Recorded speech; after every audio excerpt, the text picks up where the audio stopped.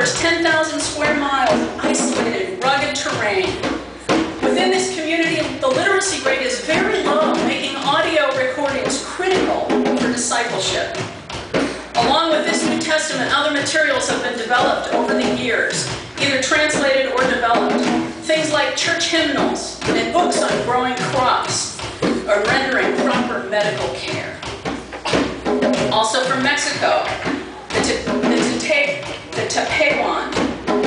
Years ago, Tom first read a sample story in the Tepehuan language and a hush fell over the auditorium. If a gringo can read and write our language that well, so can we, many of them commented. Today we celebrate because a current generation of Tepehuan children are becoming more fluent in reading and writing their own language, as well as Spanish. This will help them protect their language from extinction and provide them access and opportunities in their national culture. And as new readers are able to understand God's Word without human mediator or interpreter. From Indonesia, the Bazi. Dedicated in March of this year, this people group lives in a remote pocket of dense green jungle on the island of Papua. Remote's actually an understatement. From the nearest government outpost, it's a 3-day outdoor canoe trip to reach this language community.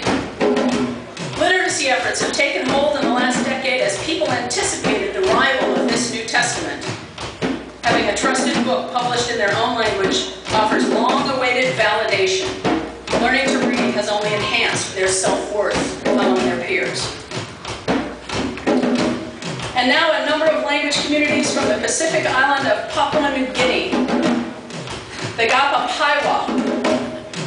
The field dedication was held in the village, and the translators and Muguckans who worked in that village for years without phone or cable or satellites. In order to get to this village, from a center in Papua New Guinea, you fly for 3 hours in a single-engine plane, you land on a grass airstrip, you unload, you walk for a mile, you catch a boat, and take that boat for 2 hours to get to the community. But listen to the way that God revealed His sovereignty at their dedication. This is what the Muguckans write in their newsletter. The weather was remarkable. Normally, August is windy with rough seas. Just the week before the dedication, the government had issued small craft warnings because we were having 35 and 40-knot winds throughout the province. By Tuesday, the wind had stopped and the seas were calm. The day of the dedication was overcast and not too hot. There was only a little sprinkle of rain, but not enough to disrupt the celebration. And then a couple of days after the last visitors left, the weather reverted to normal, windy with rough seas. Also from Papua New Guinea, the Iyo. When guests arrived for this dedication, they came by single-engine plane and they were met by hundreds of local residents. The festivities included a traditional Papua New Guinea feast called a mumu. And what could you expect at a mumu? Sweet potatoes, pig parts, bats, other rodents, and greens. Of course, not everyone involved in the project was able to attend the dedication. One of the people who couldn't attend was one of the original prayer partners for the language community, Nate Cheeseman's grandmother. And Nate is the man who carried that New Testament in for us this morning. The Minava. You know, event planning can be an interesting thing, and for this particular dedication, an airstrip had to be built because the coral reefs around this particular island community are too hard to navigate with the group of guests who would be there.